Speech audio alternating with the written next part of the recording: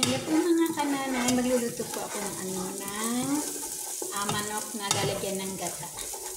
Ito po nilagay ko na yung bawang sibuyas. Lalagyan po natin siya ng bay leaves. Lalagyan din po natin siya ng mismas.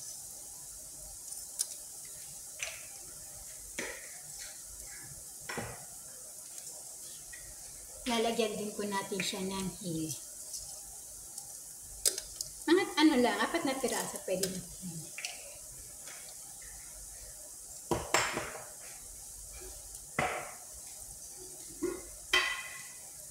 Lalagyan din po natin siya ng cinnamon stick.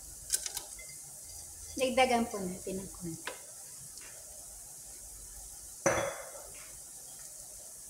Halo-haloin lang po natin siya. Na po mapula na yung bawang at saka sibuyas. Ilagay ko na po yung yung manok. Marami-rami kasi ito no? May bisita kasi ito, madami po siya.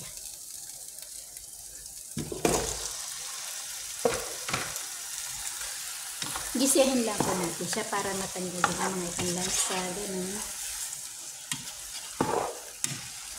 Ito po siya.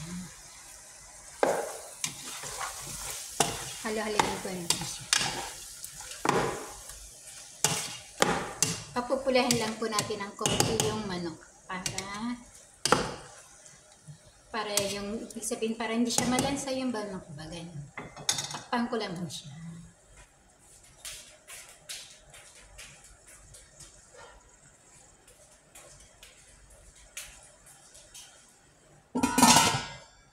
Patayin ko. Medyo na po, medyo mapala na yan. Ay, medyo malisa na yung manok.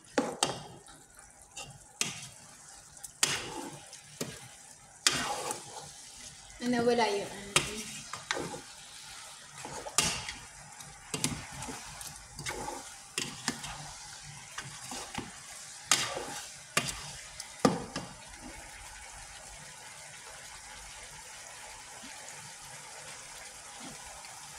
nawala yung connection ko. Ito po, ilalagay ko na yung yung green chili at saka ginger. Yung luya. Hiniwa-hiwa ko po siya ng maliit. Ilalagay ko po siya.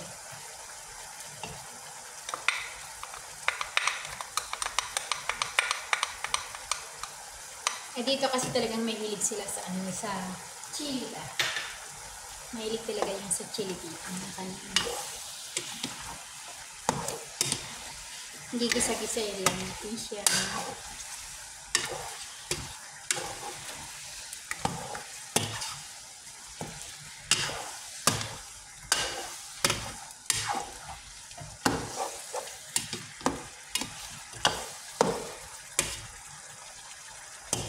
Pan ko muna siya ulit Ilagay natin yung yung green chili at saka yung luya.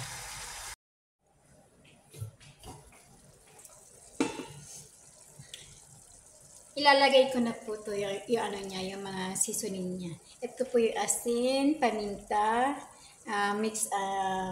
mix buharat, tapos kurkum, asin, 7 spices, saka mixed curry.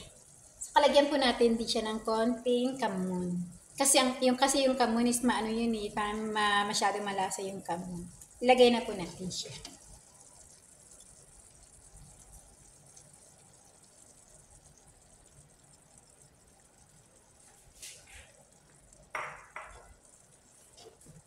Halo-haloin lang.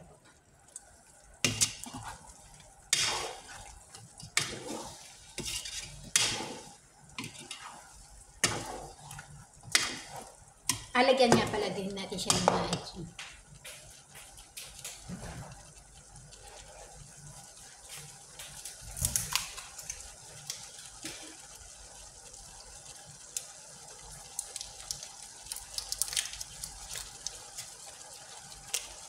Ito po, halo-haloin lang po siya. Tignan niyo po, nagkakaroon na siya ng tubig. Tapos yung sabon na ito mamaya, lagyan din natin siya sa gata. Yun yung panghuling paggata niya.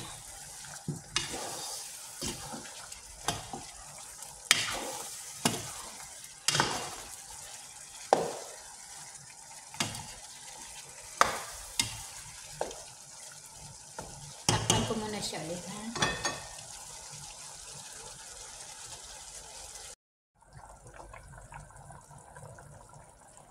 Ilagay ko na rin po yung yung gata. Nilagyan ko kanina to eh. Yung sabaw na itong manok. Ito nilagyan ko na ng gata.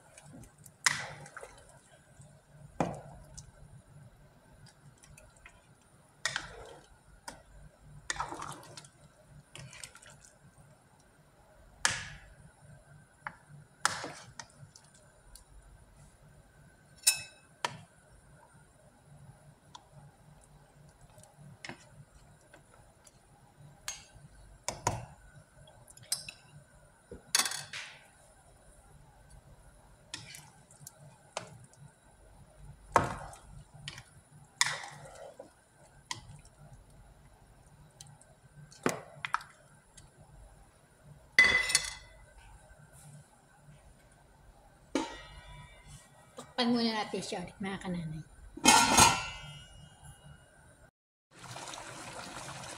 Luto na po siya. Malambot na yung mga gulay niya. Ito malambot na.